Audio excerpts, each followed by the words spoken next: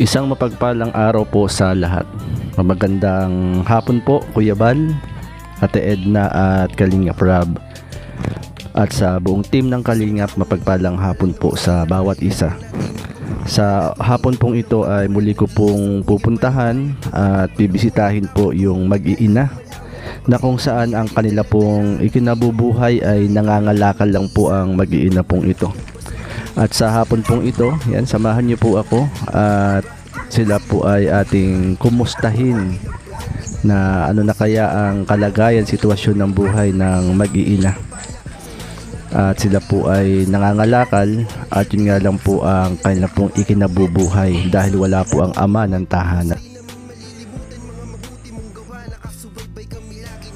Ate, magandang hapon. Kumusta, ate? Hi po.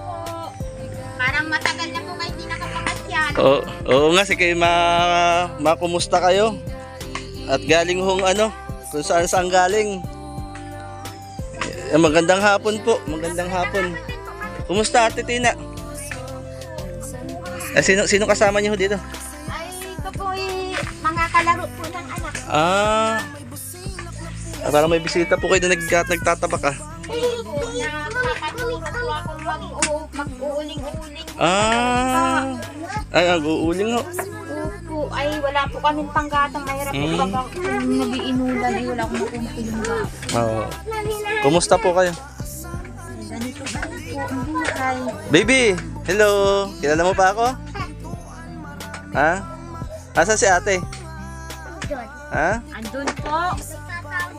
Kumusta ka na? Kumusta ka na? Uy! May! Ate Glyza, kumusta? Ayan, kumusta Glyza? Okay lang po. Bakasyon, bakasyon? Bakasyon pa. Kailan pasokan niyo?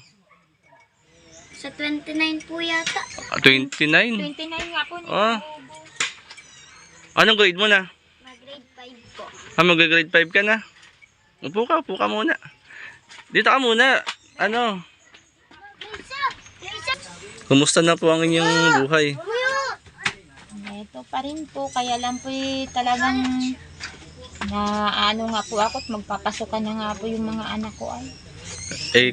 Kumusta po ang inyong pangangalakal?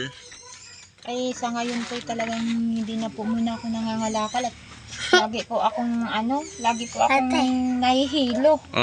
Paano yung inyong mga pangangailangan? Ay pag minsan naman po ay yun, yung kaibigan ko po nangungutang po ako sa kanya. Di kayo pa rin mag-iina ang mga naan dito po? Opo. Kami pa rin po. Kayo po pala medyo sa pangangalakal ngayon. Opo, at saka din po, ang bababa din po talaga ng presyo. Mabababa ang presyo. Ay hindi naman po, maigi po pati kung laging may makukuhang kalakal ay marami na po kasi nangangalakal din. Anong grade mo na Mag-grade 5 po. Mag-grade 5 ka na? Papasok ka na Nag-grade 5 na. May, dito ka. Si May, ikaw May. Anong grade mo na May? Grade 1 na po. Grade 5 ka na pala Grade 5 na. Papasok ka na Sa Villa Perez ka napasok Opo. Ha? Ano ka pa sa? Napakakulit po talaga yung bunso ko. Si Ate Tina, si May at saka si Glyza. Glyza Si Ate Glyza ay grade 5 na. Papasokan ka na. Excited ka nang pumasok? Ito si Glyza. Ay yung yung pang araw-araw yung pangailangan, kumusta naman po kayo? Ay pag minsan nga po talaga po nanghiram po dyan sa kaibigan ko po at wala ay. At saka lalo na po nga ngayon magpapasukan ay yun nga po ang inaano ko. Wala pang ang mga gamit yung aking dalawa. Wala pang gamit si Glyza. Wala pa po. Wala ka pang papel. Tapos yung pang araw-araw din baon nila. At maghapon na po yan sa school. Hapon na po yan nauwi dito. Baon nilang pang ulam at pang recess man lang. Yun din ang inaano ko. Hindi man po kasi ako pwede magtrabaho. Hindi ko man po pwedeng iwanan sila kung saan. Di ano kayo, balik pangangalakal uli pag nagkataon. Opo. Ako'y nagpapahinga-pahinga lang din po muna. At mahirap na. Tinitingnan ko nga ho kayo pag nadaan kayo. Sige, baka makita ko kayo na nangangalakal. Ay hindi ko naman kayo napapansin. Sige, baka naandito kayo. Kasi pag hindi mainit, maulan. Ano nga po ay. Anong yun? Ay nagagamas-gamas po ako dyan sa likod ng bahay ko. Akala ko nang nagkapaupa kayo.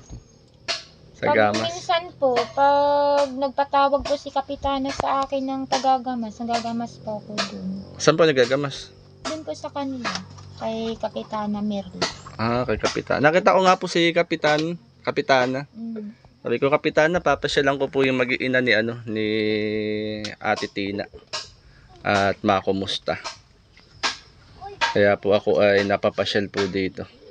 Ang matagal nga po kayo hindi nakapamasyal. Kailan ba ang huli kong punta rito? June po. June. Opo, tapos na po, nung pumasyal po kayo dito, nung tapos na pong birthday ni Ay, siya nga pala, Glyza, anong pangarap mo sa buhay? Maging doktor po. Maging doktor si Glyza. Naniniwala ka na maaabot mo yun. Hindi, maniwala ka, maaabot mo yun. Basta mangarap ka. Yung pangarap mo, wala namang imposible sa Lord eh. Yan, si Glyza, gusto niya maging doktor. Ikaw, anong gusto mo paglaki mo? Doktor din po. Ha? Dito ka. Paglaki. May anong gusto mo paglaki? Ha? Si ate, gusto ni ate maging doktor. Ikaw, anong gusto mo paglaki? Magiging doktor din. Oo, gusto maging doktor ha. Kasi yung magkapatid ni Glyza at ni May gustong pangarap ay maging doktor. Basta Glyza, ano man yung mga pinagdadaanan nyo ng mag-iinaw, tuloy lang masipag ka mag-aral. Sipagan pag-aaral para marating yung pangarap sa buhay. Andiyan naman si nanay ninyo na gagawin ni nanay ang lahat para para sa inyo. Tumutulong ka ba kay nanay? Anong tawag mo kay nanay? Mama? Kay Mama Tina tumutulong ka. Yan si May.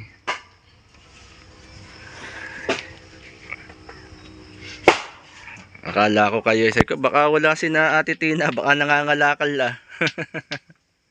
Lalo po ngayon pag mainit po, grabe. Grabe ang Nakakaawa po ang mga bata.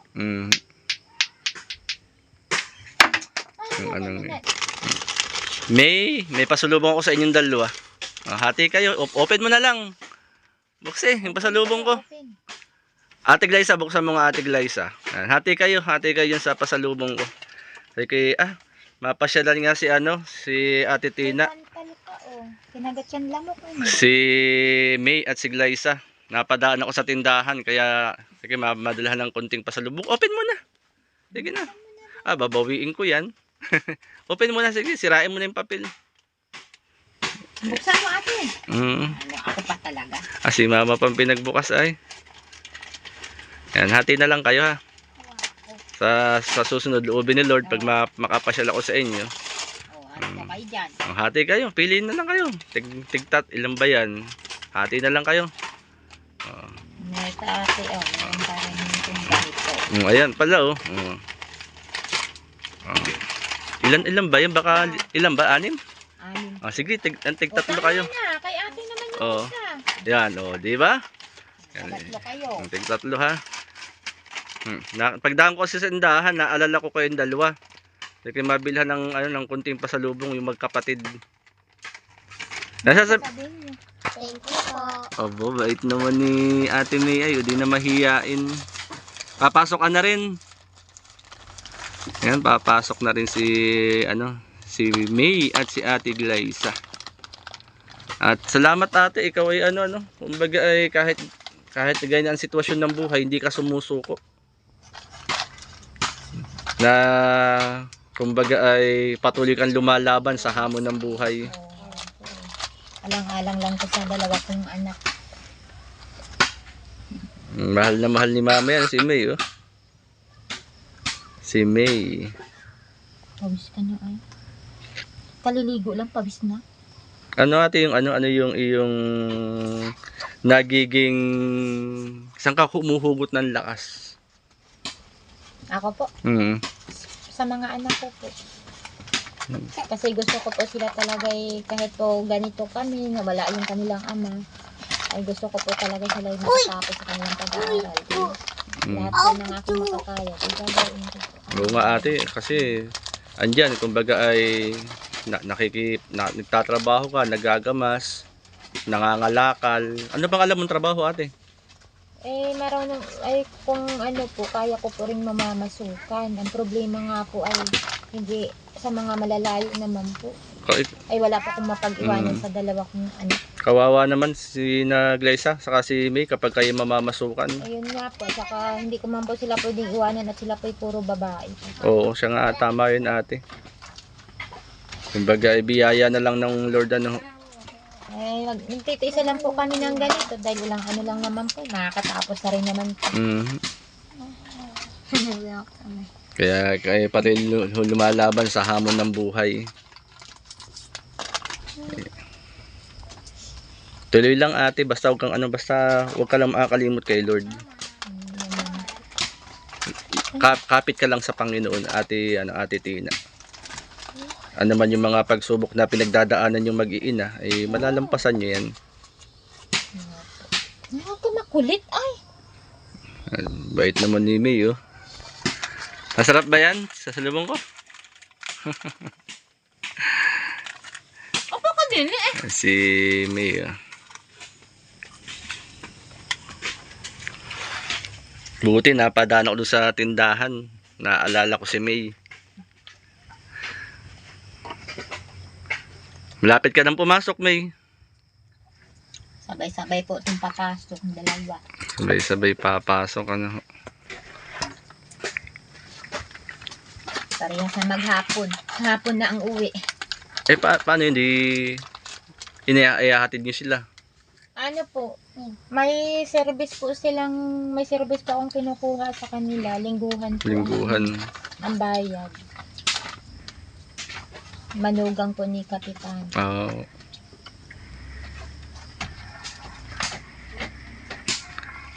Mahilig ka sa aso, Glyza. Si Glyza. Makagat ka ni hindi. Basta Glyza, aral lang mabuti ha.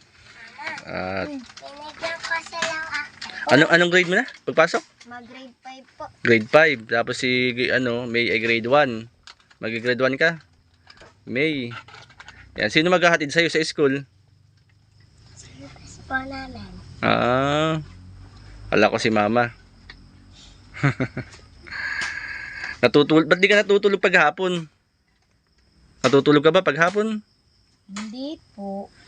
Pero parang lumalaki-laki ka ngayon.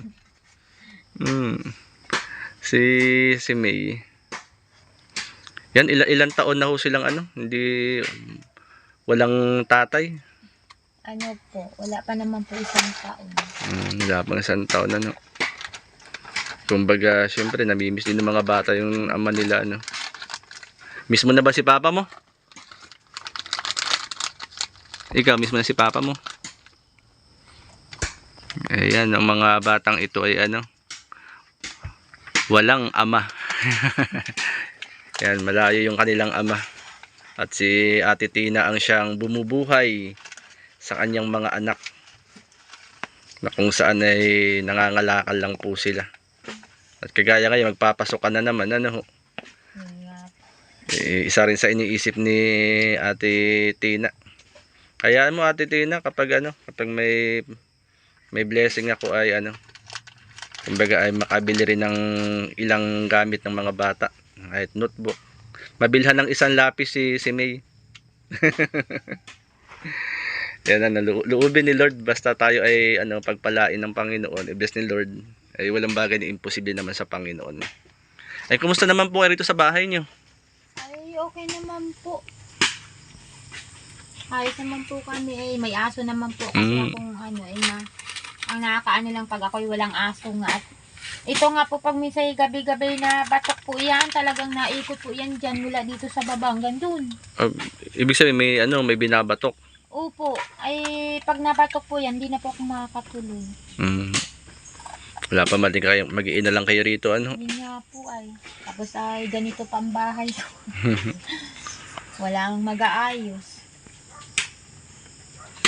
Ano po itong, uulingin niyo po ito, mga kahoy. Hindi po, yan po yung mga sanga po yung maliliit. Ay panggatong. Panggatong. Ay yun naman pong inuuling-uling ko po na yan. Ay pang ano lang po yan, pang tag-ulan. Kasi pag tag-ulan talaga, wala po kumukuha ang panggatong. Yun pala ano. Ay Ate Tina, may nagpapabigay ng bigas para pansaing ninyo. Galing yan kay kay Tita Inday PB. Yan, pinaaabot sa inyo yan na pansaing. Yan. Bigay sa iyo bigay ni Tita Inday. Ano sasabihin mo kay Tita Inday PB? Sabi mo Tita Inday, salamat po sa bigas. Ayan natin, makatulong din po sa inyo yan po. Marami pong salamat sa nagbibigay po sa amin ng tulong. Kay Tita Inday PB po, Ate Tina. Marami pong salamat, Tita Inday. Saka siyempre po kay Kuya Bal Santos Matubang, kay Ate Edna Vlog, salamat din kay Kalinga Prab na sila po yung yung mga tao na kung saan po ang hangarin ng puso po ay tumulong sa abot ng makakaya yan sa kapwa. Basta wag lang po tayong mawawalan ng pag-asa, Ate Tina. Kayo pong mag-iina ay tuloy lang sa hamon ng buhay. Po? Yan, sige. Pray tayo. Manalangin muna tayo. Upo na lang. Pikit ang mata. Tayo manalangin. Panginoon, marami pong salamat sa hapon pong ito muli. Sa biyaya ng buhay at kalakasan. Ikaw po ang magpala kay Ate Tina. Pagpalain mo Lord silang mag-iina. Nadalangin po namin Lord kalakasang kalusugan, pag-iingat sa kanilang mag-iina Panginoon. At maging ang mga pangailangan nila Panginoon, ikaw po ang siyang magkaloob. Pagpalain mo Lord ang pamilyang ito, ang tahanan pong ito. Marami pong salamat sa ngalan ng Panginoong Hesus. Amen and amen. So at pasyal na lang ako rito. Loobin ni Lord. May. Pag malikot, May ha. Pag malikot. Malikot ka ba? Mabait na mabla si Baby May at si Ate Glyza. Yan, salamat Ate Tina. Ako tuloy na rin po ako. Po. God bless po sa inyo pong mag-iina. Yan, salamat. Yan, salamat. Ito mga kalingap, muli nating nabisita ang mag-iina ni Ate Tina, ni May at ni Glyza. At si Ate Tina na lang po ang siyang nagtataguyod sa kanya pong mga anak sapagkat wala na po yung ama po ng mga bata. Kaya minsan sinasama po niya sa pangangalakal ang dalawang bata na yun nga, minsan napakainit po at naulan at medyo sabi nga ni Ate Tina siya ay medyo tumigil sa pangangalakal kasi nakakaramdam ng hilo. Ayun po, marami pong salamat kay Tita Inday PB. Yan, paabot po natin yung ayudang bigas. Yan, salamat po Tita Inday. At salamat din po kay Kuya Bal, kay Ate Edna at Kalinga Prab at sa buong team po ng Kalingap. Salamat po at ang Lord ang patuloy na magpala sa bawat isa po. At syempre po, sa mga kasama natin dito sa Kumakalanding Pad, yan, shoutout po. At kay Ambassador Kalinga Puse ng Pilar Sorsogon.